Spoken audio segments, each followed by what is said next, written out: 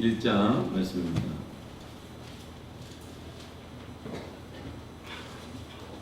누가복음 1장 1절부터 25절까지인데 두 부분만 나눠서 읽겠습니다. 1절부터 4절까지 읽고 그리고 24절과 25절 이렇게 읽겠습니다. 먼저 1절부터 4절까지 한 목소리로 읽겠습니다. 시작. 우리 중에 이루어진 사실에 대하여 처음부터 목격자와 말씀이 일꾼된 자들이 전하여준 그대로 내력을 조술하였고 구슬리는 사람이 많은지라. 그 모든 일을 근원부터 자세히 미루어 살핀 나도 때별로 각하에게 차례대로 써보내는 것이 좋은 줄 알았노니 이는 각하가 알고 있는 바를 더 확실하게 하려 함이로라. 24절 25절. 이후에 그 아내 엘리사벳이 잉태하고 5달 동안 숨어 있으며 이르되 주께서 나를 돌보시는 날에 사람들 앞에서 내 부끄러움을 없게 하시려고 이렇게 하심이라 하더라. 아멘. 이제 앞으로 하반기 동안에는 누가복음 말씀을 계속 주일에 이렇게 전할 것 같아요. 오늘 누가복음 첫 말씀인데 말씀의 제목은 다 함께 따라하십시다. 한 사람을 위한 복음의 시작. 한 사람을 위한 복음의 시작. 복음이라는 것은 영어로 good news입니다. 좋은 소식이라는 거예요. 여러분에게 좋은 소식이 들려지기 시작하기를 축복합니다. 여러분 입에서 좋은 말이 나오기를 시작하기를 선포합니다. 여러분 입에서 기도가 나오기를 축복하고 선포합니다. 여러분 입에서 찬양이 나오기를 축복하고 선포합니다. 여러분 가운데서 우리 누가 기도하고 하더라 이런 좋은 소식이 들리기 시작하기를 축복합니다. 아멘. 이런 말씀을 들을 때 아멘 아멘 이렇게 시작하기를 축복합니다. 네. 시작이 안 되는 것 같은데 시작될지어다.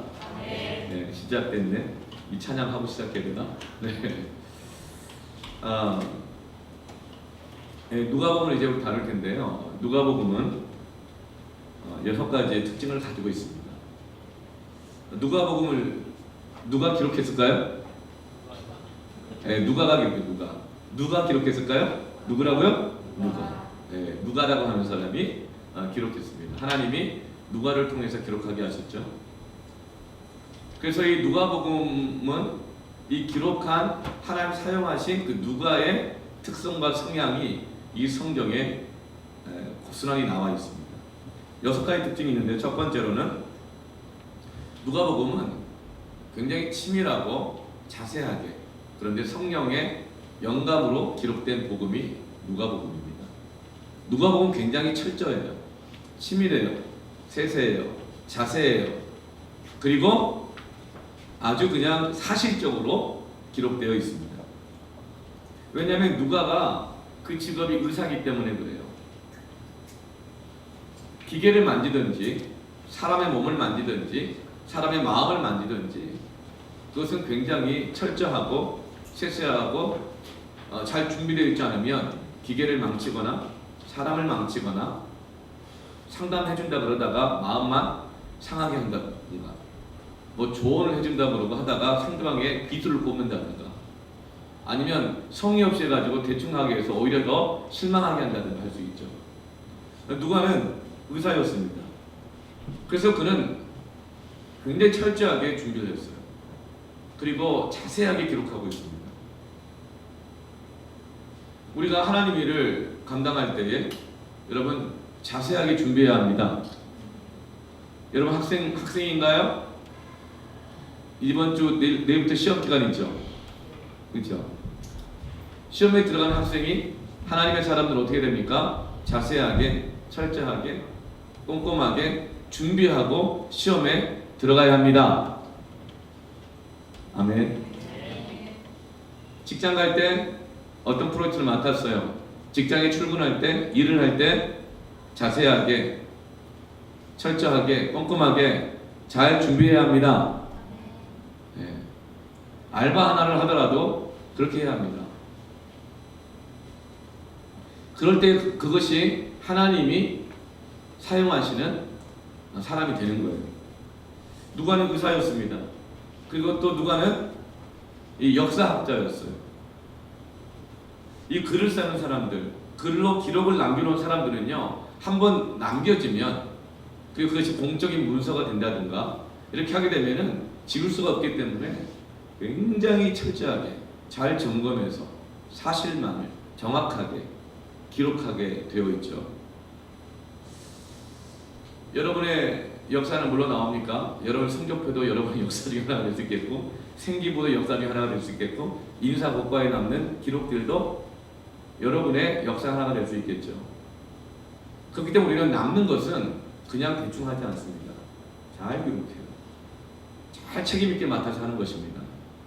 지금 누가는 그런 이 의사였고 역사역자였기 때문에 정말 그 아주 꼼꼼하게 육하 원칙으로 그 시간과 때와 장소와 사람들을 정확하게 기록했는데, 무엇을 중심으로 기록했느냐면 예수님의 행적을 그렇게 꼼꼼하고 자세하게 기록했다고 하는 것입니다. 그래서 이 다른 성경을 기록했던 사람들도 예수님이 하셨던 말씀을 기억을 하는데 잘 기억이 안 나거나 예수님의 이 하셨던 일들 중에 순서가 잘 기억이 안 나면 누가복음을 보고 참고해서 요한복음, 마태복음, 마가복음을 기록했습니다. 여러분, 이런 꼼꼼한 것들, 철저하게 준비하는 것들이 우리는 어떻게 보면 좀 답답하고 힘든 것이다라고 생각할 수 있습니다. 그러나 그것을 하나님께서 성령을 감동시키시고 하나님께서 붙잡아 주시면 오히려 다른 사람들이 길을 헤매고 다른 사람들의 문제가 생겼을 때 하나님께로 돌아오게 되어지고 회복할 수 있는 그런 기준으로 하나님 그 사람을 사용하십니다.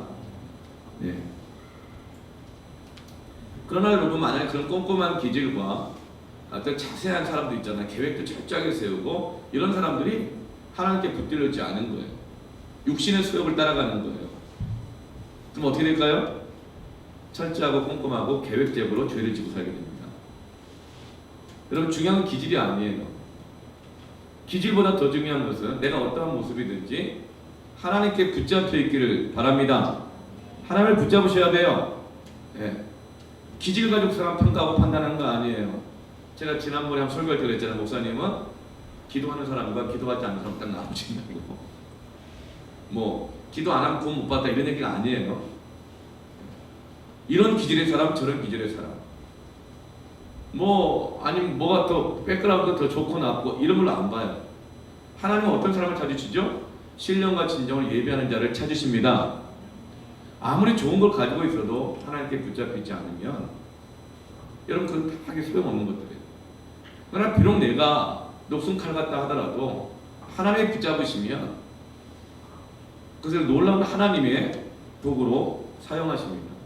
그래서 누가는 이 누가복음을 기록할 때에 3절 말씀 보면 그 모든 일을 근원부터 자세히 미루어 살펴서 기록했다고 그랬어요. 근원부터 자세히 살펴가지고 기록했대요.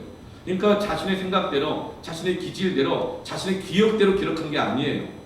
비록 누가는 꼼꼼하고 자세하고 그런 사람이었지만 단지 그 꼼꼼함과 자기 기질로 기억대로 원하는 대로 기록한 게 아니에요. 자기 생각이 남는 대로 기록한 게 아니에요.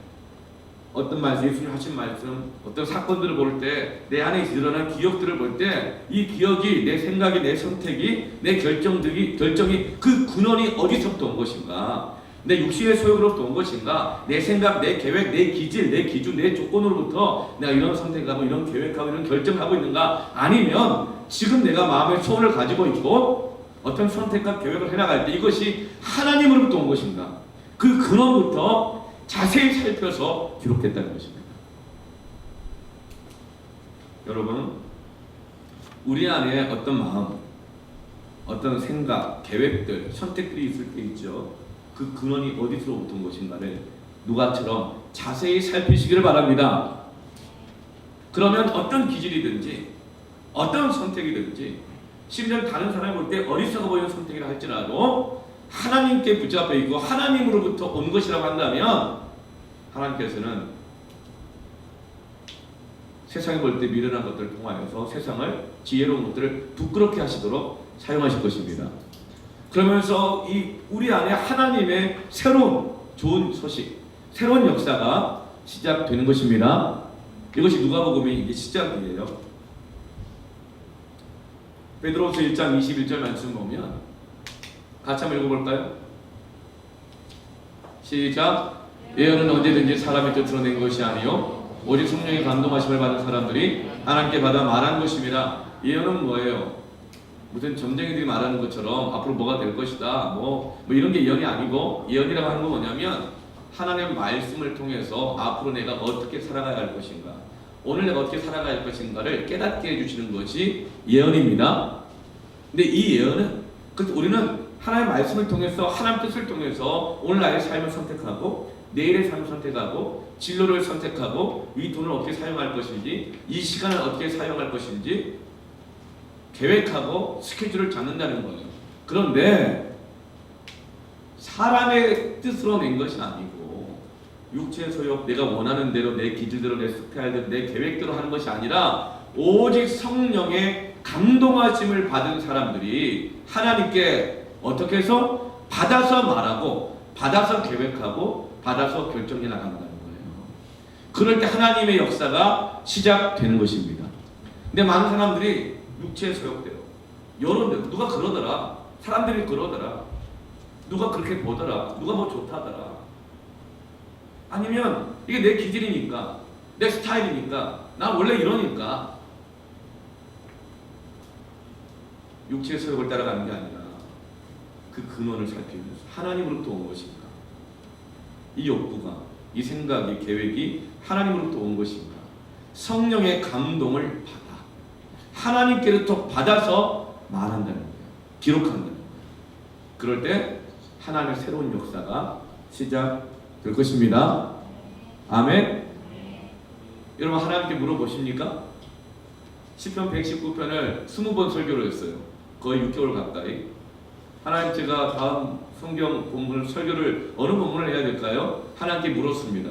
그때 하나님께서 누가복음을 주셨습니다. 여러분 아멘이 안 나오시죠? 그래서 저는 아멘 합니다. 왜냐하면 내가 하나님께 물어봤거든요. 하나님의 음성은 어떻게 들릴까요? 범준아 이렇게 들릴까요? 일생에 한두 번 정도 들으면 많이 들은 겁니다. 민정아 이렇게 들을까요? 하늘아 하연아 이렇게, 정훈아, 범준아, 예은아, 재혁아 이렇게 들릴까요? 하나님의 음성은 어떻게 들리느냐면요, 하나님은 마음의 소원을 동행하신다고 했죠.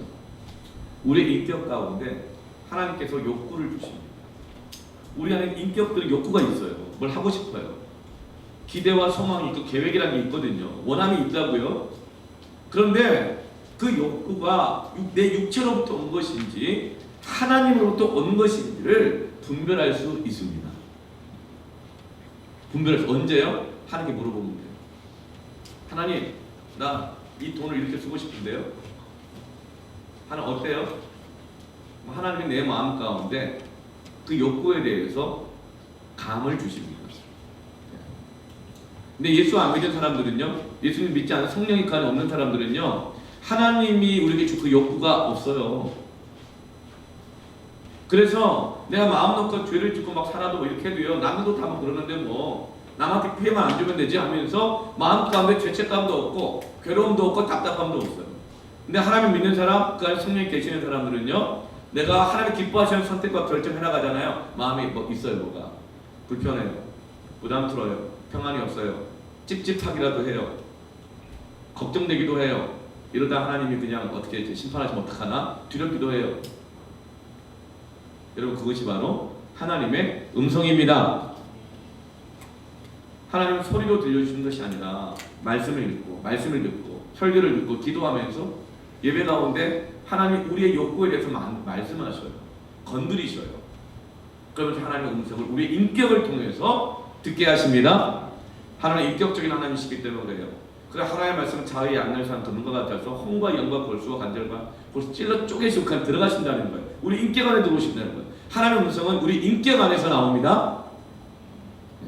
그 마음의 소원을 두고 행하신다는 거예요. 그렇다면 여러분 우리는 무엇을 말하든지 어떤 선택을 하든지 하나님께 받아서 해야 합니다. 성령의 감동을 받아야 합니다. 누가복음 그렇게 기록되었어요.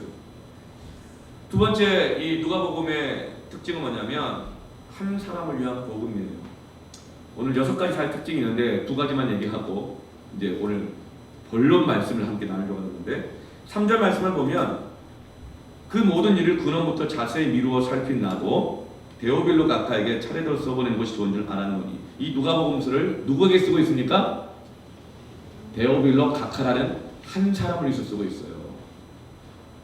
이 누가복음 편지입니다. 사실 데오빌로에게 보낸 편지예요. 한 사람을 위해서 이 누가복음이라는 광범위한 예수님의 이 모든 생애의 사건들을 기록해서 한 사람에게 22장의 22장 맞나? 24장이구나. 24장의 편지를 썼다고요. 한 사람을 위해서. 이 복음. 데오빌로는 누구냐면 이방인으로서 기독교에 입문한 지 얼마 안 된 사람이에요. 세례받은 지 얼마 안 된 사람이에요. 그런데 나이도 꽤 있고 사회적 지위와 신분이 꽤 높은 사람이었어요. 그래서 각하라는 말을 붙이는 거예요. 이 각하라고 하는 말은 당시의 고위 관리나 귀족들에게 붙이는 이 존칭으로서의 이 호칭이거든요. 그러니까 데오빌로는 각하인 거예요. 신앙은 어리지만 예수 믿은 지 얼마 안 됐어요. 근데 사회적 지위는 있어요. 영향력도 있어요. 그래서 누가가 이 데오빌로 각하에게 이 사람에게 편지를 쓰는데 자세히 차례대로 그런 것들 미루어서 예수님이 누구신지 예수님의 행적이 어떤지를 기록해서 보내주고 있는 거예요. 당시에는 이미 예수님의 행적에 대해서 붓을 들고 기록한 사람들이 이미 많다 그랬어요. 그런데 누가는 데오빌로 각하에게 예수님에 대해서 더 정확하게 정리해서 지금 기록해주고 있는 거예요. 왜 그럴까요? 이 사람은 신앙이 아직 이 어린 사람이에요. 그러나 사회적 지위와 영향력이 있는 거예요. 사회적인 지위와 영향력이 있을수록 정확하게 알아야 돼요. 이런 사람이 말 한마디 잘못하거나 예수님에 대해서 잘못 전하거나 그러면은 여러분 그 영향이 너무 큰 거예요. 그래서 지금 이 누가복음을 데오빌로라고 하는 이 한 사람을 위해서 쓰고 있는 거예요. 데오빌로 당시 사회에서 나름 영향력이 있고 배운 것도 많고 돈도 많은 것도 알아. 그러나 당시 예수님을 정확하게 알아야 돼요. 예수님 누구신지를 자세히 알아야 돼요. 그렇지 않으면 자기가 가지고 있는 지위, 신분, 캐리어, 경력을 가지고 엉뚱한 짓하게 다닐 수 있는 거예요. 하나님 영광 다 가릴 수 있는 거예요. 그래서 지금 누가는 대단하게 세세하게, 자세하게, 꼼꼼하게, 정확하게 예수님이 누군지, 예수님이 어떤 일을 하셨는지 지금 데오빌로가 정확하게 알도록 이 편지를 쓰는 수고를 마다하지 않고 있는 것입니다. 여러분 하나님은요 한 사람을 위해서 이렇게 애쓰십니다. 여러분 한 사람에게 관심을 갖고 계십니다. 여러분 제가 보면 여러분 다 각하예요. 왜 다 각하인 줄 아세요? 자식이 이기는 부모 없거든요. 심시원, 장승진 우리 그 아빠 엄마들이 왜 여기 와서 예배를 드리겠어요? 사실은 애들을 끌고 오는 것 같지만 본인이 끌려다니고 있는 거죠. 그렇죠? 자식들이 각하야. 장재혁 각하 우리 나혜영 각하 이런 거예요. 다 각하들인 거예요. 여러분 영향력이 있는 거예요. 여러분 그렇기 때문에 여러분들이 한 사람이라 할지라도 내가 보잘것없는 것 같다 할지라도 내가 예수 믿는 사람이라고 한다면 이미 세상 속에서 영향력을 갖고 있는 겁니다. 그러니까 여러분 예수님 누군지 자세히 알아야 합니다. 복음을 정확하게 알아야 됩니다. 그러면 여러분이 어떤 기질, 어떤 사람이라 하더라도 여러분을 통해서 하나님의 역사가 새롭게 시작될 수 있습니다. 왜냐하면 복음은 하나님의 능력이기 때문에 그렇습니다. 내가 복음을 부끄러워하지 아니하노니 이 복음은 모든 믿는 자를 구원하시는 하나님의 능력이 됩니다.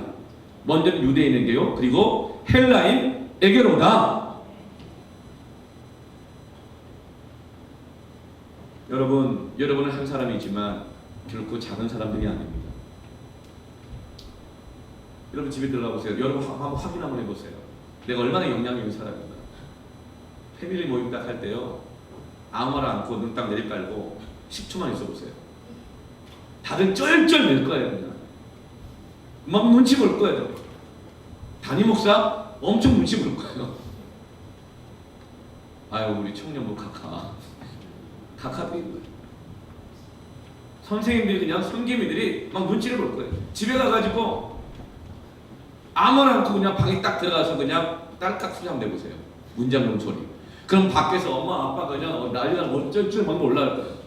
아유 우리 아들 딸 카카들. 네.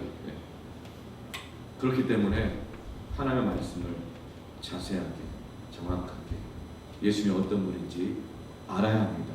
알면 여러분을 통해서 하나님의 놀라운 역사가 시작될 것입니다. 아멘. 누가복음은 또 여러 가지 특징이 있어요. 약자들을 위한 복음이고 잃어버린 영혼들을 위한 구원하는 경우는 복음이고 누가복음 성경에서 가장 많이 기도를 강조하는 성경이 누가복음이에요. 계속 기도가 나와요. 예수님의 사역 시작 기도로 시작했고 시험 당할 때 기도로 이기셨고 겟세마네 동산 기도와 제자들 세우실 때 철학 기도하여 주셨고 병자들 오병이어 기적 일으킬 때도 다 기도하셨고 골고다 언덕 올라갈 때 기도하셨고 십자가에 매달리면서 시편 말씀을 암송하며 기도하셨고 죽을 때까지 기도하셨고 예수님은 누가는 기억하는 거예요. 예수님이 인생의 고비고비마다 영적 놀라운 전환기 때마다 기도로 시작하셨고 기도로 마치셨고 기도로 모든 것들을 진행하시고 이루셨다는 것을 기억하는데 데오빌로에게 그렇게 말하는 거예요. 너 돈 있구나. 사람들 함부로 못하지. 나 사회적 지위도 있고 캐리어도 있지. 그런데 기도해야 돼. 예수님도 그렇게 하셨어. 기도하면서 고난을 이겨나갈 수 있고 기도하면서 시험을 이겨나갈 수 있고 기도하면서 너의 인생에 하나님이 일으키시는 영적인 전환을 이루어갈 수 있다. 데오빌로야 똑똑하게 알아야 된다. 이렇게 편지 쓰고 있는 거예요. 오늘 이 누가복음을 통해 하나님 여러분에게 그렇게 말씀하고 계십니다. 금요일날 철학기도회 때 한 달에 한 번 있는 철학기도회잖아요. 저는 그날 사실은 그 한 2달 정도 몸이 굉장히 좀 안 좋았거든요. 그런데도 불구하고 하나님 놀라운 은혜를 주셨어요. 금요일 당일날 사실 좀 자신이 없었거든요. 설교하고 기도인도 자신이 없었거든. 그런데 갑자기 한 6시 조금 넘어서부터 알 수 없는 힘이 막 올라오는 거예요. 지금까지도 그 기운이 가시질 않는데 올라오는 거예요. 그래서 제가 사역자를 그랬어요. 누군가 날 귀에 기도하나 봐. 그랬더니 우리 문 목사님이 제가 목사님한테 좀 기도했다고. 아멘. 조금 기도했다고 하더라고요. 많이 기도했다고 했지. 정말 그래요. 성도들 기도를 많이 했나 봐요. 힘이 나가지고 금요일 그때 이제 찬양하고 막 말씀 전하고 기도를 했다는데요. 그래 목사님이 이제 기도하고 난 다음에 그다음 우리 목사님 전사님들 막 올라와서 기도를 이어서 쭉 하잖아요. 와 여러분. 너무 또 감사히 좋았던 우리 청년들이 또 나와가지고 같이 함께 그렇게 기도를 하는데요. 하나님 얼마나 놀라운 일을 주는 거예요. 그날 51명 왔거든요. 51명 왔는데 제가 눈으로 확인해봤어요. 한 200명, 300명 온 거예요. 그 기도의 소리가요. 사람의 소리가 아니야. 이건 입에서 나오는 소리가 아니야. 이건 우리 몸에서 나오는 소리가 아니에요. 하늘로부터 성령의 감동을 받아 말하기 시작하는 거예요. 성령의 말하게 하심을 따라 기도하기 시작하는 거예요. 여러분 성령이 기도하게 하시면 어떻게 되는 줄 아세요? 많은 물소리가 나는 거예요. 많은 물소리가 나는 거예요. 한 사람 기도가 천둥과 같아가지고 다윗의 외침을 통하여 골리앗이 무너지는 것처럼 정말 어마어마한 성령의 강력한 임재가 있었어요. 인도자가 기도를 인도하는 게 아니더라고 보니까 기도가 기도를 이끌어가는데 인도자조차도 성령에 붙들려서 기도가 그냥 끌려가고 있더라고요. 얼마나 뜨겁든지. 저는 여러분 이 누가복음에 말씀하는 것처럼 우리가 똑똑히 알기를 바랍니다. 인생의 모든 고비고비는 기도를 통해서 이겨나가게 됩니다. 우리 안에 하나님의 새로운 일을 시작하실 때는 반드시 기도를 통해서 일하십니다. 막혀있는 자, 답답한 자, 기도하면 하나님께서 반드시 영적인 전환을 일으키십니다. 새로운 시작을 주십니다. 머리가 답답하세요? 목이 답답하세요? 여러분 기도하십시오. 막힌 것이 뚫릴 것입니다. 아멘. 영적 전환이 일어날 거예요. 누가복음은 또 성령의 복음이라는 또 특징이 있습니다. 성령에 대해서 그렇게 많이 말씀하고 있어요. 이제 여러분 누가복음이 바로 여러분을 위한 복음인 것을 여러분 믿으십니까? 아멘. 네. 오늘 누가복음의 첫 사건을 누가는 이렇게 기록하고 있어요. 당시에는 여자들 많이 무시했거든요. 약한 자 중에 약한 자였어요. 그런데 누가복음의 첫 사건이 여인에 대한 기록으로부터 시작됩니다. 하나님 세상 사람들이 보잘것없고 주목하지 않는 사람들에게도 주목하고 계시고 그에게 성령이 임하시면 하나님 그 한 사람을 통하여 400년간 멈춰져 있었던 하나님의 역사를 다시 시작하는 세례 요한이 오게 하는 그 통로로 쓰시는 것입니다. 세례 요한의 출생부터 기록하는데요. 세례 요한이 예수님의 사촌 형님이었죠. 6개월 이후의 형님이었죠. 6개월 전에 예수님보다 먼저 태어나가지고 예수님 오실 길을 예비한 사람인데 그는 구약의 마지막 선지자입니다. 말라기 때 이후로 400년 동안 하나님의 말씀이 멈췄어요.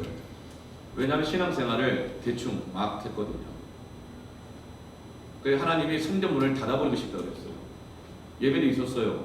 11조도 있었어요. 절기도 지켰어요. 제사장도 있어요. 레위인들도 있어요.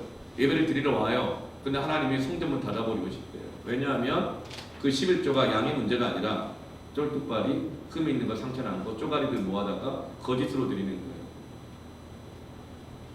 하나님이 그걸 보면서 못 견디겠다 이렇게 하십니다. 양 때문에가 아니에요. 위선적인 것 때문에. 왜요? 위선적인 것 때문에 못 견디겠다 한 게 아니에요. 내가 사랑하는 자녀들이 내 백성들이 이렇게 사람 눈치 보고 하나님 눈치 보면서 의무감으로 책임감으로 위선적으로 살아가는 걸 보니까 못 견디겠다는 거예요. 괴로워하죠. 그래서 하나님이 성전문을 닫아버리시고 그 세월이 400년이었어요. 하나님은 얼마나 말씀을 주고 싶으시겠어요. 하나님은 얼마나 그 백성을 만나고 싶으셨겠어요. 그래서 하나님께서 선택한 사람이 사가랴라고 하는 제사장이요, 그의 아내 엘리사벳이라고 하는 나이들어 아이를 놓지 못하는 많은 사람들에게 조롱을 당하고 무시당하고 있는 그 한 가정을 선택하셔서 세례 요한이 구약 시대의 마지막에 문을 닫는 선지자요, 신약의 첫 문을 여는 선지자로 세례 요한을 하나님께서 출생하게 하시는 거예요. 그런데 세례 요한이 태어나던 때는요, 좋은 상황이 아니었습니다. 5절 말씀 보면 유대 왕 헤롯 때 태어났거든요. 이 헤롯은요 굉장히 포악한 왕이었고 잔인한 폭군이었습니다. 신약 성경에 헤롯이라는 사람 4명 나와요. 동명이인이에요. 다 다른 사람이에요. 공통점은 다 나쁜 놈들이에요. 그렇게 헷갈리지 마시고 헤롯 나오면 옆에 딱 세 나쁜 놈 이렇게 쓰시면 돼요. 근데 특별히 오늘 본문에 나오는 헤롯은 진짜 나쁜 놈이었어요. 충동적이고 포악했어요. 잔인했어요. 충동적이어가지고 아내를 9이나 줬어요. 충동적인 사람은요 좋아하는 게 많아져요. 충동적인 사람은요 많아요. 그게 좋은 게. 근데 좋은 게 많은데 충동적이기 때문에 싫으면 또 아주 막 포악해져요. 제가 목사님이 저희 청년사역을 주로 할 때 한 자매가 저한테 와가지고 고민이 돼. 목사님 왜 그랬더니 그 오빠가요 기도해봤는데요 하나님 말씀하셨대요. 내가 자기 하나님이 주신 그 배필이라고 하나님 말씀해 주셨대요. 어떻게 해요? 막 그러는 거예요. 그래서 그랬죠. 그래 걔 그 벌써 5번째다요. 조금 오면 좋고 충동적이니까 충동이 또 싫어져. 그 또 좋은 사람 나타나. 근데 또 그러고 기도해. 근데 하나님이 주신 게 확실히 갖는다는 거예요. 왜 그런지 아세요? 사람이 얻지 못하면 구하지 않는 거, 구하여도 얻지 못한 것은 욕심으로 구하기 때문입니다. 자기 욕심과 충동으로 구하면 하나님의 뜻이 확실하다고 그냥 믿습니다 해요. 근데 자꾸 바뀌지. 그러니까 자꾸 화가 나고. 여러분 사람 바꿀 때 그냥 끊어져요? 아니면 여자 9명 아내를 데리고 사는데 오늘은 이 여자 오늘은 저 여자 하는데 그게 쉬워요 그게? 마음을 보통 독하게 먹고 독하게 하지 않으면 정 끊지 않으면 잔인하게 하지는 못해요. 여자 9명은 남자는 사랑이 넓은 남자가 아니라 잔인한 남자예요. 포악한 남자예요. 이것저것 저것저것 금방금방 바뀌는 사람도 있죠. 은근히 이기적이고 굉장히 잘인데요. 굉장히 독합니다. 헤로도 하나 그런 사람이었어요. 육체의 소유에 끌려다니는 사람입니다. 성령께 받은 것 없이 육체로 구해서 하나님 응답 못 받고 육체에 끌려가는 사람이었거든요. 그 밑에 있던 백성들이 얼마나 힘들어요. 여러분 저는요 목사지만 세미나를 잘 안 다녀요. 왜냐하면 목사님들이 어디 세미나 갔다 오면 성도들이 힘들어한대요. 뭐 또 새로운 거 하자, 뭐 새로운 거 하자, 새로운 거 하자, 어디서 좋은 거 하자, 이거 하자. 그러면 성도들이 그거 따라가다 보면 죽는데요. 우리 교회는 개척부터 지금까지 영원본 세계 선교만 목나 부르지 않고 새벽기도, 그 영성 집회, 예배, 말씀, 암송, 기도 뭐 이것만 얘기하잖아요. 여러분 지겨워요? 꼭 그렇진 않죠, 그렇죠? 예? 기도다 하나님의 지혜와 그 풍성하며 충동적인 거예요. 그러면 그 밑에 있는 사람은 너무나 힘들어요. 부모가 충동적이면 자녀들이 너무나 힘들어요. 섬김이가 충동적이야. 땡기는 날이 있고 안 땡기는 길의 날이 있고 뭐 컨디션 따라가. 그러면 그 패밀리 식구들 막 죽어나는 거지. 그 섬김 누집어내라고. 우리 교회는 그런 섬김들 없어요. 우리 대학 청년부에 특히 없고 우리 뭐 청소년부에 교사도 없어요. 우리 사역자들도 없어요. 네, 뭐 제가 그렇지 않으니까. 네. 우리 다 없어요. 아멘? 없어야 돼. 아멘. 누가 보면 없다 그러세요 그냥. 네. 없다고. 여러분 자녀들이 충동적이면요 그나마 좀 나아요. 부모가 버텨주니까. 배불르게 말하는 거예요. 충동적이면 안 됩니다. 성령께 받아서 해야 됩니다. 그런데 여러분 당시에 로마 그 헤로드 왕이 다스려서 힘든데 또 이스라엘이 로마의 식민지 안에 있었잖아요. 그리고 로마가 어떤 나라인 줄 아세요? 굉장히 젠틀한 나라예요. 법과 제도와 질서가 민주적으로 잘 차려져 있는 나라예요. 로마에 있는 노예들 있죠. 우리가 생각하는 것처럼 맨날 채찍에 맞고 그냥 거지처럼 먹고 이런 게 아니에요. 다 월급 줬어요. 로마에 있는 그 인구의 70%가 노예들이었거든요. 근데 그들은 다 월급쟁이들이었어요. 월급 받고 일했어요. 애굽에서 피라미드를 쌓았던 노예들 있죠. 그들 다 월급 받고 했어요. 오늘날엔 그게 다를 게 없어. 근데 로마는 굉장히 철저한 나라예요. 어떻게 보면 굉장히 합리적이고 법과 제도와 질서가 잘 되어 있는 나라예요. 근데 문제는 뭐죠? 하나님을 거부해요. 하나님 떠나 있는 철저함과 완벽함이 사람을 얼마나 피말리는 줄 아시죠? 그러니까 그 백성들이 안과 밖에서 너무나도 시달리고 힘든 삶을 살고 있는데 그것을 끝내고 하나님의 복음이 시작되도록 하기 위해서 사가랴와 엘리사벳이라는 부부를 선택하시고 세례 요한을 선택하셨습니다. 아멘. 누가 보면 그걸 말씀해주고 있는 거예요. 그래서 많은 사람들이 이스라엘 백성들이 구원의 줄 메시아를 기다리고 있었어요. 왜냐하면 지도자들에게 너무나 실망해 있었기 때문에. 상황이 이런데 영적 지도자들이 또 이 권위를 갖고 있는 사람들이 부유층과 결탁해 있었고 로마의 권력층과 정치적으로 결탁해 있어서 다 부패해 있었어요. 돈 주고 제사장직을 사고 팔기도 했어요. 그래서 많은 사람들이 실망했죠. 그러나 그럴 때 백성들을 사막에 다를 거 없어요. 백성들은 다 전부 다 지도자를 탓만했어요. 부모가 그러니까 나도 이런다. 뭐 목사들이 문제야. 뭐 정치 대통령이 문제야. 선생님이 문제야. 이러면서 자신들이 하나님을 떠나 살고 육체로 살아가는 것에 대해서는 돌이킬 생각이 없이 다 누구 때문에는 거예요. 누구 탓하고 핑계대고 비난하고 원망하고 그런 상황이 400년이었어요. 그 상황 속에서 하나님은 사가랴와 엘리사벳을 통해서 세례 요한을 준비시키십니다. 사가랴는 제사장이었어요. 세례 요한의 아버지가 제사장이었죠. 당시에는 2만 명이 넘는 제사장들이 있었습니다. 2만 명 넘는 제사장이 성전을 섬겼는데 너무 많으니까 24개 도로 나누어졌어요. 2만을 24수로 나누면 어떻게 됩니까? 계산 안 나오지만 굉장히 많겠죠. 그러면서 아침과 저녁으로 제사를 드리는데요. 너무나 많기 때문에 그 사람을 다 할 수가 없는 거예요. 그래서 오늘 말씀을 보면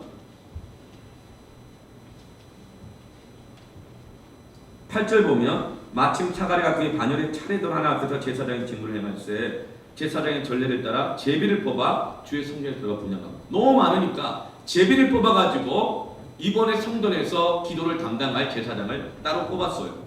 그러니까 그때 뽑힌 사람들은 엄청난 특권과 권한을 그 명예를 갖고 있는 것이죠. 그리고 2만 명의 제사장이 있었는데 2만 명의 제사장이 다 신실했을까요?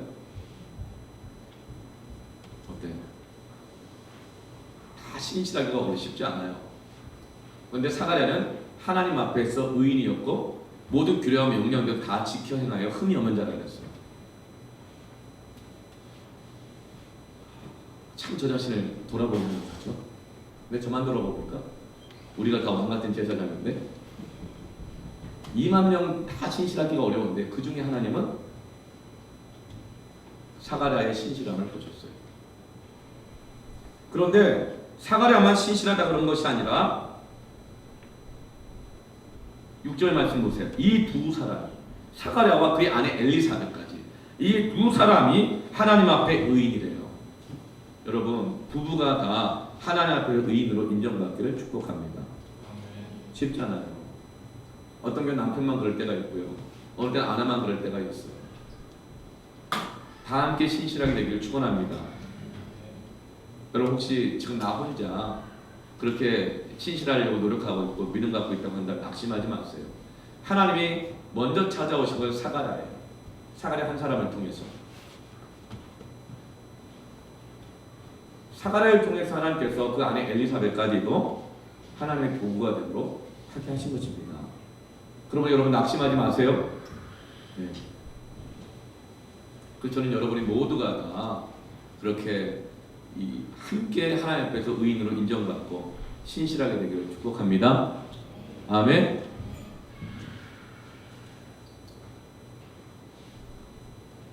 그런데 이렇게 신실한 사람들이 아픔이 하나 있었어요.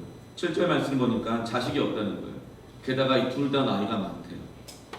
당시 사회에서는요, 자녀가 없다고 하는 것은 하나님의 저주를 받은 상징이라 생각했어요. 그래서 아이를 낳지 못하면 이혼을 하고 재혼해서 자녀를 낳는 것이 당시의 사회의 당연한 이런 그 풍조였어요. 분위기였어요. 그런데 여러분, 사가랴는 어때요? 제사장이잖아요. 제사장인데 아이가 없어요. 얼마나 많은 사람들이 수근수근거렸겠어요. 그 속에서 그 부인 엘리사벳이 얼마나 많이 자책감과 정죄감이 있었겠어요. 그래서 사가랴는 어떻게 해요? 이혼 안 해요. 아내의 그 아픔을 이해하고 품어줍니다. 여러분, 아내들이 마음에 상처받고 울고 막 그러잖아요. 그러면 여러분, 남자들은 막 괴로워 죽습니다. 힘들어요. 그래서 엘리사벳도 자신 안에 이런 아픔이 있지만 하나님 앞에서 그 말씀대로 순종하고 살고 제사장의 부인으로서 그 사명을 감당하기 위해서 돕는 배필로서 정말 자기의 수많은 어려움들을 참고 인내하면서 신실하게 그 자리를 지켜가고 있는 거예요. 이것이 바로 엘리사벳과 사가랴가 하나님 앞에서 이 의인으로 인정받은 것입니다. 이들에게 삶에 문제가 없었던 것이 아니에요. 해결할 수 있는 능력도 있었던 것도 아니에요. 문제가 해결된 거 아니에요. 여전히 문제가 있어요. 아파요. 상해요. 참아야 돼요. 그런 이들은 그들에게 있는 문제와 아픔들을 끌어안으면서 주께서 주신 사명들을 조금씩 감당하고 있는 거예요. 이것이 바로 하나님 앞에서 의인으로 인정받는 것입니다. 야고보서 1장 12절 말씀 같이 한번 읽어볼까요? 시작. 시험을 참는 자는 복이 있나니 이는 시련을 견뎌낸 자가 주께서 자기를 사랑하는 자들에게 약속하신 생명의 멸관을 얻으시기 때문이다. 아멘. 여러분, 시험을 참으시길 바랍니다. 시험은 두 가지가 있다고 했죠. 테스트가 있고 템프테이션이 있어요. 템프테이션은 유혹이에요. 육체의 서욕을 따라 살아가기 원하는 유혹이 있고, 또 하나 시험은 뭐죠? 내 실력을 드러내서 약한 게 뭔지 알아서 실력을 키우게 하는 하나님이 주신 시험이 있어요. 이 다음 주에 이번 주 시작되는 시험은 테스트입니다. 그래서 그 안에 분명히 테스트 안에 템프테이션이 있어요. 유혹이 있어요. 시험 기간에는 어때요? 첫날 막 열심히 합니다. 둘째 날 열심히 합니다. 근데 한번 막 시험 망하고 막 이럽니다. 그럼 셋째 날 열심히 하고 싶지 않습니다. 뭐 참고 싶지 않습니다. 아이 몰라 뭐 이거 뭐 몰라 이러면서 막 가고 싶고, 난 지금까지 너무 열심히 했어 뭐 이럴 수도 있고, 뭐 이게 또 대학 가는데 뭐 반영되나 안 되지 뭐 이럴 수도 있어요. 아니면 내가 너무 힘들었기 때문에, 내가 너무 수고했기 때문에, 내가 너무 불쌍하고 내가 슬프고 나 너무 애썼기 때문에 시험을 내가 지금 이렇게 한다도 누가 나한테 무슨 말을 하랴, 누가 또 무슨 말을 하면 내가 얼마나 힘들었는지 알아요 막 이런 거 있잖아요. 그러지 말고 시험을 참는 자가 무엇이 있다? 무엇이 있다? 웃으면 복이 오는 게 아니에요. 문제 있는데 시시 뭐 그냥 뭐 괜찮은 거지 뭐 그런 거지 뭐 다 그런 거 아니야? 웃으면서 간다고 복이 오는 게 아니라 저주가 임합니다. 시험 있을 때 웃고 넘기려고 하지 마시고 하나님 앞에 나아가고 성령 음성을 들으면서 참는 자가 복이 있을 것입니다. 아멘. 중간에 포기하지 마세요. 끝까지 시련을 견뎌낸 자가 주께서 자기를 사랑하는 자에게 약속하신 생명의 무엇을 받는다? 멸류관을 얻을 것이기 때문이다. 여러분, 생명에게는요 멸류관이 있어요. 여러분, 짐승들한테 멸류관 주면 알아요? 짐승들한테 금메달 주면 막 좋아라 해요? 예? 말한테 막 메달을 100m 달리기에서 말이 1등해서 금메달 줬더니 금메달 막 입에 막 좋아해요? 당근이나 준 걸 좋아하지. 멸류관은요 사람에게 주시는 거예요. 생명에게 주시는 거라고요. 여러분, 멸류관은 뭡니까? 승리의 상징입니다.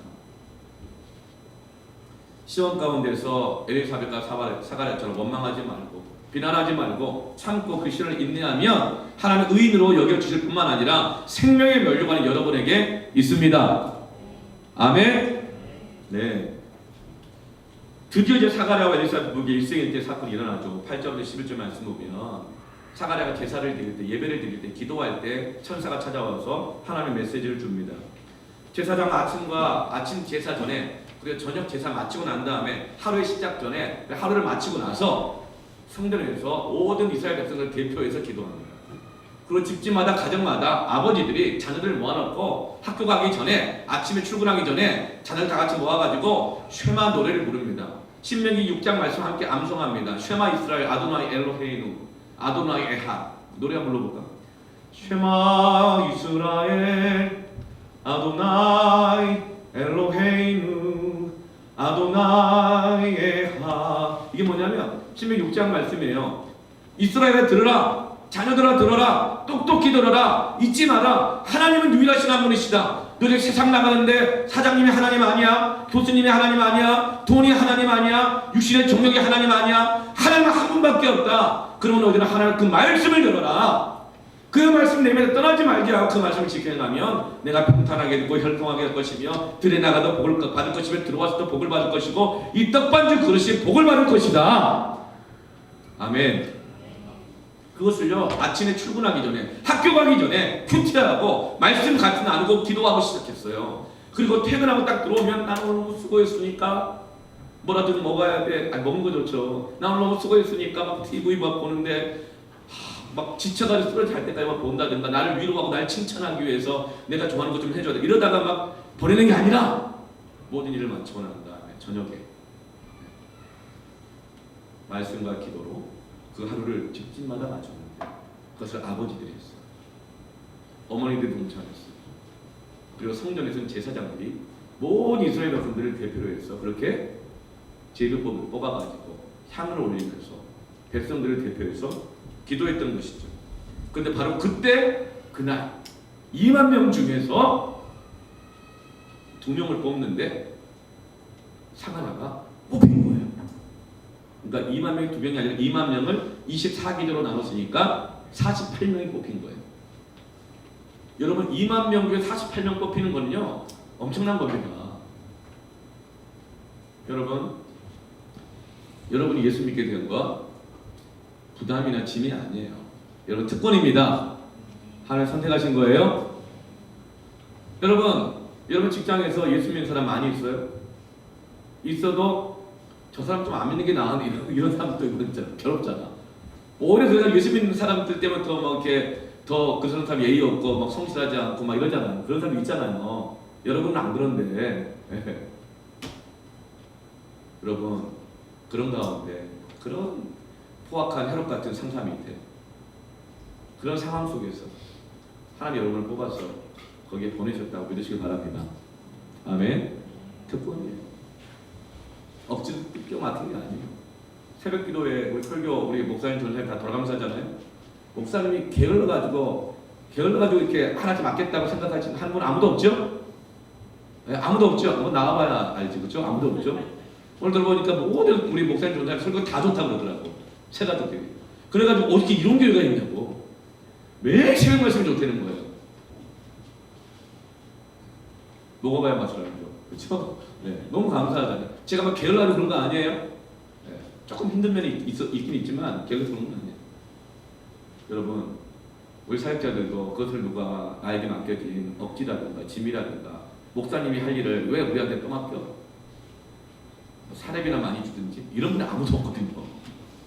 왜냐하면 특권인 걸 알아요. 감사함을 하는 겁니다. 아멘. 금요성 집회 때 여러분 웬만한 교회에서는요 전사님들 설교 안 시켜요. 새벽기도 금요성 집회 안 시켜요. 웬만한 교회 진짜 별로 없어요. 하나님의 특권입니다. 네. 누가복음을 향한 하나님의 마음이 우리 교회 가운데 있는 것입니다. 아멘.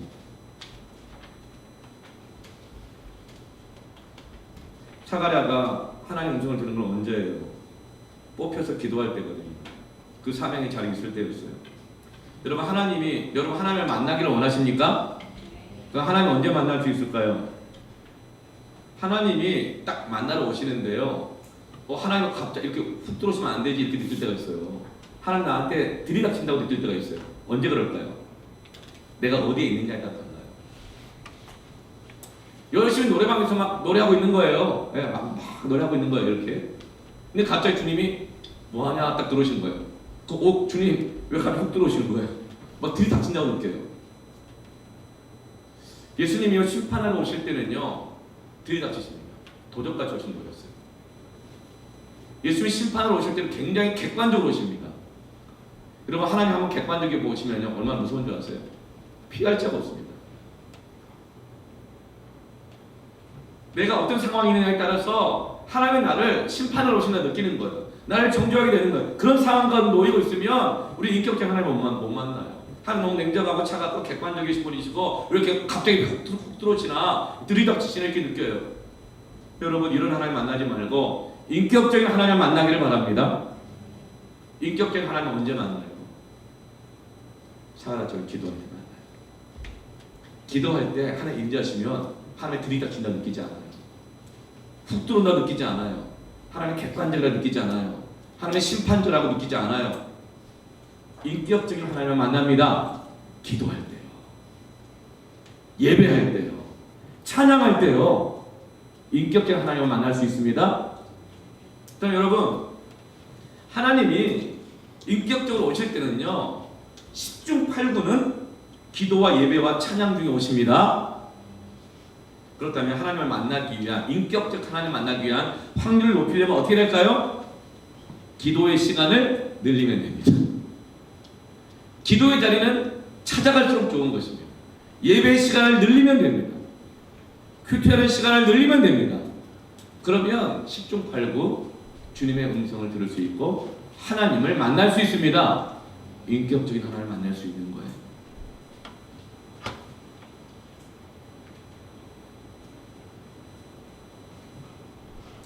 여러분 하나님이 오시면 우리가 하나님 임재를 경험하면 13절의 사가랴처럼 두려워하고 놀라게 됩니다. 여러분 하나님에 대한 두려움과 놀람이 있습니까? 하나님을 본자한 두려움과 놀라워요. 그 놀라우신 하나님을 증거하고 그 하나님 앞에서 합당하게 살아갈 수 있게 되죠. 그러나 본 것이 없으면 받은 것이 없으면 반응이 없어요. 전할 것도 없죠. 예배 가운데 하나님 말씀하시면 사람 다 놀라게 돼 있어요. 하나님 어떻게 하셨죠? 찔림이 있어요. 어찌할 거예요? 놀람이 없고 하나님에 대한 두려움이 없는데 그건 예배 아니에요. 하나님을 만나는데 어떻게 두려워하지 않을 수가 있어? 하나님에 대한 놀라움, 경탄, 두려움. 여러분 만약에 없다면 하나님을 없애줄 수 있어요. 가볍게. 여러분 예배 있잖아요. 예배. 여러분 우리는 주시 성수가 아니라 주일 성수라고 그랬죠. 요즘 제가 목사님이 요즘 그 기도하고 있는 게 있어요. 뭐냐면 주시 예배 이거 걱정이다.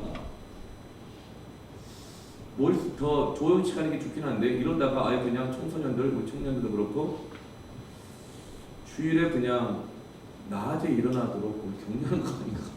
뭐 이런 여러분 이게 잘 모르니까 그러다 이들이 나중에 이제 섬기기도 해야 되고 어른들 그렇게 했을 때 아침에 예배 드릴 수 있을까? 뭐 이런 걱정이 되더라고요. 여러분 이런 걱정은 기우겠죠? 기우겠죠? 네. 여러분 우리는 주일날 와서 예배 1시간 드렸다고 해서 정 하나님 예배한 것이 아니라 주일 성수입니다. 주일 하루는 온전히 주님의 날이다. 주님이 주인이시다. 여러분 온전한 주일 성수가 되면요, 여러분 그 안에 인격적인 하나님을 만납니다. 아멘. 근데 하나님을 두려워하지 않는 거예요. 내 욕구 중심 하나님 믿는 거예요. 충동적으로 믿는 거예요. 그러면요 하나님을 두려워하지 않아요. 주일 예배 시간 두려워하잖아요. 늘 내 욕구대로 육체의 소욕을 따라 내 시간, 내 계획, 내 여지, 형편, 뭐 내 스타일대로 이렇게 하는 거예요. 그러나 오늘 사가랴는 하나님이 말씀을 임하시자 두려워하고 놀라워했어요. 이게 정말 인격적인 하나님을 만나는 거예요. 인격적인 하나님은 사랑의 하나님이시지만 놀라우신 하나님이십니다. 우리가 함부로 할 수 없는 하나님이십니다. 우리의 찬양과 경배를 받기에 합당하신 만왕의 왕이시고 만유의 주가 되시는 유일하신 하나님이십니다. 그것을 아는 사람은 하나님의 새 역사가 시작됩니다. 그게 굉장히 중요한 포인트예요. 하나님의 응답을 주셨는데요. 어떤 응답을 주시냐면 14절 말씀을 보면 같이 한번 14절 읽어봅시다. 시작. 너도 기뻐하고 즐거워할 것이요 많은 사람도 그의 태어남을 기뻐하리라. 하나님이 사가랴와 엘리사벳 기도대로 응답하셔서 아들을 준다 그랬는데 어떤 아들이냐면 너도 기뻐하고 그 부모도 기뻐하고 많은 사람들도 세례 요한 때문에 기뻐하게 되는 그 아들을 주셨다. 요즘 이렇게 말을 해요. 너 부모한테만 잘하면 돼. 너 부모한테만 잘하면 돼. 너 부모한테도 못하면서 뭐 누구한테 뭘 잘해? 네 가족한테만 잘하면 돼. 네 가족도 못 챙기면서 누굴 챙긴다 그래? 이게 이 시대예요. 문화예요. 그러나 여러분 성령의 감동을 받은 사람들, 하나님의 은혜를 받은 사람들 어떤 사람들이 있죠? 부모도 기쁘게 하고 많은 사람도 기쁘게 하는 사람입니다. 이게 진짜 하나님의 응답입니다.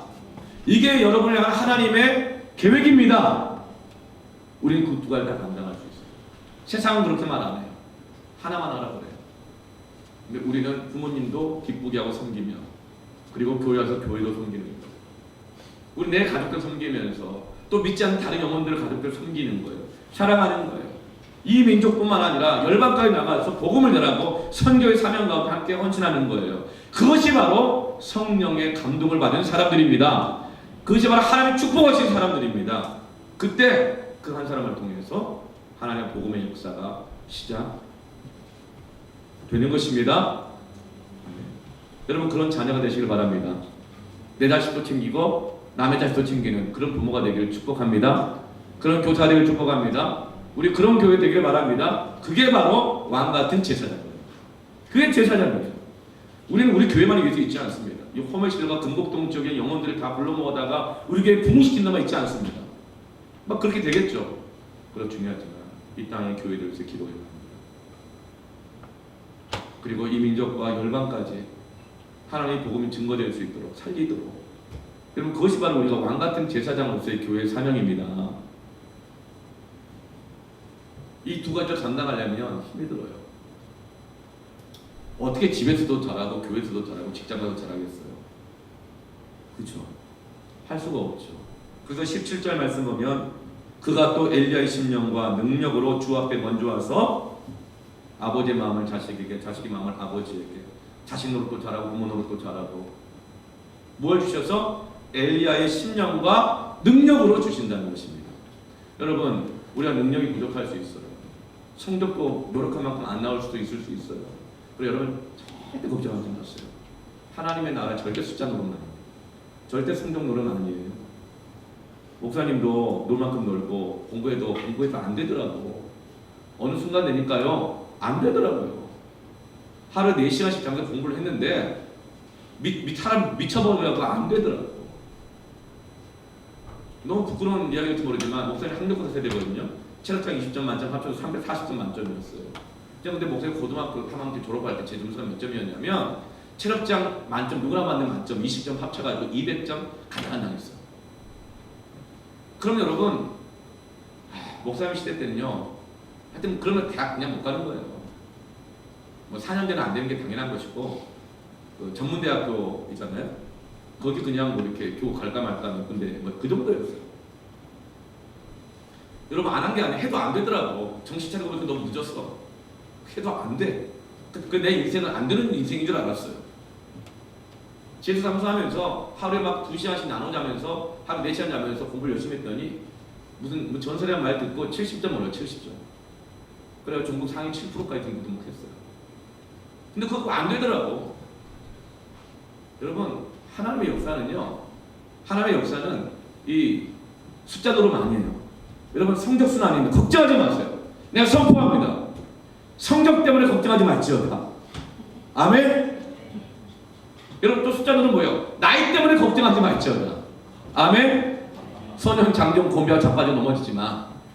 모세는 120대가 되어서 눈이 흐려지지 않고 기력이 쇠하지 아니하고도 팔팔했다 그랬어요. 여러분 나이 때문에 걱정하지 말지어다. 네. 걱정 안 하니까 아멘을 안 하시는 분들이 있는데 네. 여러분 성령의 감동을 받은 사람들에게는요 하나님의 사명을 구하면 능력까지 같이 주십니다. 하나님 나 공부 잘하게 해달라고 능력 구하지 마세요. 능력을 구하기보다 하나님으로부터 오는 그 사명을 나에게 주세요. 그럼 하나님이 그 능력을 1+1으로 더하여 주시는 것입니다. 네. 이게 믿음의 비밀이에요. 믿음의 비밀.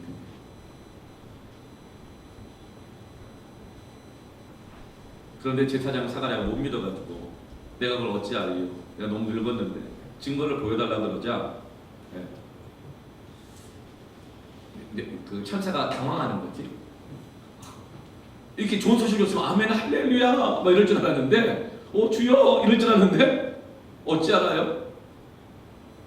이 말은 뭐냐? 왜 이제서야? 뭐 이런 거예요. 그렇게 기도해놓고 다른 것에서 예를 들면 어떻게 키우냐? 뭐 이런 말일 수도 있겠고 정말 주시겠다는 말이냐? 내가 한두 번 속았냐? 너무 오래 기다렸다? 어찌 알아요? 이렇게 하니까 천사가 당황해서 뭐라 그러는지 아세요? 나 가브리엘이야 딱 이런 거예요. 나 누군지 알아? 하나님이 보낸 대천사장 가브리엘이야. 나 대통령이 보낸 대통령 비서실장이야. 뭐 어찌 아냐고? 뭐 증거를 보여달라고? 그러면서 증거를 딱 줘요. 뭐죠? 사가랴 제사장이 그 순간부터 말을 못해요. 세례 요한이가 태어날 때까지. 그럼 우리는 열심히 기도해놓고 나서도 기도하면서도 되지 않을 거란 더 믿음이 있을 수 있어요. 오병이어 기적? 그것은 예수님이 하신 일이지. 뭐 엘리야? 그것은 그때나 된 일이지 지금은 아니에요. 그래 마가복음 16장 17절 18절 그런 사람들이 이렇게 말합니다. 믿는 자들에게 이런 표적이 따르리니 그들이 내 이름으로 귀신을 쫓아내며 새 방언을 말하며 뱀을 집어올리며 무슨 독을 마실지라 해함을 받지 않고 병든 사람의 손을 얻는 즉 나으리라. 이 모든 게 다 뭐예요? 예수님이 하신 일이에요. 능력 있는 자가 아니라 믿는 자에게는 누구에게나 예수님이 하시는 일이 그 능력이 주어집니다. 아멘. 이게 믿음이에요. 히브리서 11장 1절 2절 믿음은 바라는 것들이 실상이요 보이지 않는 것들의 증거니 선진들이 이로써 증거를 얻었다. 아브람만이 아니다. 사가랴만이 아니다. 모세 여호수아만이 아니라 믿음의 선진들이 누구나가 다 믿는 자들에게 이런 증거를 얻었다. 너도 얻는다. 네가 아무리 약한 자라도 너 한 사람에 불과한다 하더라도 이로써 증거를 얻었다. 아멘. 여러분 한 사람을 통한 복음의 역사가 시작될 것입니다. 아멘. 그리고 나서 사가랴가 성전에서 나왔는데 이제 말을 못하잖아. 근데 바깥에서 기다리는 사람들이 사가랴가 또 하나님 만난 것을 다 알아. 왜 그런 줄 아세요?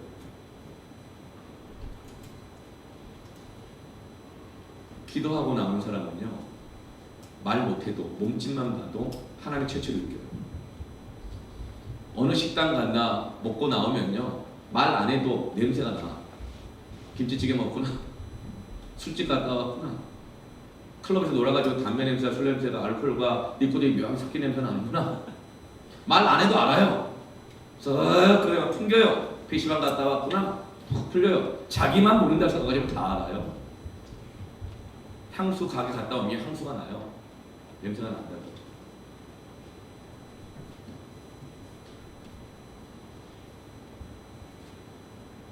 여러분, 일주일간 우리 세상에서 버겁게 살죠. 죄 많은 세상에 살죠. 그러나 그렇다고 여러분에게서 다 세상 냄새가 나는 건 아닙니다. 여러분, 하나님의 말씀과 기도로 하나님과 동행하고 있는 사람들은요, 시궁창 같은 세상 속에 살았어도 오히려 그 시궁창 속에서 하나님의 향기를 사람들에게 나타내게 됩니다. 하나님은 바로 그 한 사람을 찾으시기 때문에 허다한 많은 사람들 중에서 신령과 진정으로 예배하는 자들을 찾고 계십니다. 우리는 세상의 빛과 소금이요 그리스도의 향기입니다. 내 능력에 달려있는 것이 아니라 시편 91편 1절 3절 말씀처럼 지존자의 은밀한 곳에 거주하고 전능자의 그늘 안에 살아가는 사람들은요, 다 그와 같은 구원의 향기, 하나님의 향기가 나게 되는 것입니다. 이 사가랴와 엘리사벳 부부가 하나님의 응답을 받고 집으로 돌아가서 5개월 동안 아무 말 못하고 집에서 집거해요. 세상과 단절된 것처럼 보입니다. 이것은 하나님이 단절시킨 것이 아니라 숨기시고 보호하시는 거예요. 25절 말씀 같이 한번 마지막으로 읽어보겠습니다. 시작. 주께서 나를 돌보시는 날에 사람들 앞에서 내 부끄러움을 얻게 하시려고 이렇게 행하심이라 하더라. 여러분, 단절되어 있는 거예요. 말 못하니까 집 밖에도 못 나가고. 하나님이 자녀를 주신다고 했었지만 나야 사람들에게 알릴 수 있지. 사람들이 뭔 헛소리냐 이렇게 말할 수 있고. 집에만 있으니까 세상 단절된 것 같아요. 할 수 있는 게 없는 것 같아요. 우리 인생 가운데도 은혜도 받았고 말씀도 받고 사명도 받았는데 사가랴 입이 닫힌 것처럼 내가 사회로부터 단절되고 나 홀로 하나님 앞에 있는 것처럼 지독하게 외롭도록 몰아가신다고 느낄 때가 있어요. 열심히 밀물들로 살아갔는데 남들이 누리는 평범한 복도 제대로 못 누리는 것 같고 그냥 홀로 그냥 병상에 누워있거나 외롭게 있거나 하나님 말씀을 받았는데 그렇게 될 때가 있어요. 그런데 하나님 뭐라고 말씀해 주세요? 주께서 나를 돌보시는다. 그 가운데 하나님의 돌보심이 분명히 있습니다. 마음 가운데 이미 인생의 단절을 겪고 있는 사람도 있을 수 있어요. 너무 아름답고 너무 어리고 너무 가능성이 무궁무진한데 앞으로 내가 어떻게 살 수 있을까? 이미 마음을 끊어버렸어. 소망을. 단절돼 있고 너무 힘드니까 자신 없으니까 몸이 못 따라가고 내 정신의 능력이 못 따라가니까. 그러나 그때 여러분 전능자의 그늘 안에 들어가십시오. 그럼 거기는 반드시 하나님의 돌보심이 있습니다. 그리고 네가 그렇게 부끄러워하는 것들을 없게 하실 것이다. 아멘. 저는 고등학교 성적 재수하고 상수하는 거 믿기 전의 시절 부끄러움이 없어요. 왜요? 나는 새로운 피조물이 되었습니다. 나는 전혀 그런 사람이 이제 아니니까. 나는 새 것이 되었으니까. 어디에서요? 그리스도 예수 안에서. 그분의 그들 안에서. 주님 만나면서 하나님 그 길을 시작하십니다. 아멘. 이 시간으로 같이 함께 기도하십시다. 여러분 하나님 살아계십니다. 여러분 한 사람을 주목하고 계시고 다 알고 계십니다. 여러분에게 새 일을 행하기를 원하십니다. 여러분 두려움과 한계를 알고 계십니다. 이제 우리가 하는 것은 그게 크게 많이 필요 없어요. 단순해요. 하나님 앞에 우리의 연약한 것, 우리 지친 것, 단절됐다고 느끼는 것들, 그래도 그냥 아멘인 거예요. 하나님께 여러분의 인생을 반드시 돌보십니다. 그 부끄러움이 없게 하십니다. 이걸 믿는 자들에게 그 표적이 나타날 것입니다. 하나님 살아계십니다. 하나님 살아계십니다. 이 시간 그게 주님께 맡기면서 기도합시다. 하나님, 내가 힘듭니다. 날 도와주세요. 내가 육체의 소욕을 따라 살아가도록 회개합니다. 이제 내가 성령의 감동을 받기를 원합니다. 하나님께 이끌림을 받기를 원합니다. 한 나를 이끌어 주세요. 난 당신의 그늘을 피하기를 원합니다. 함께 기도하겠습니다.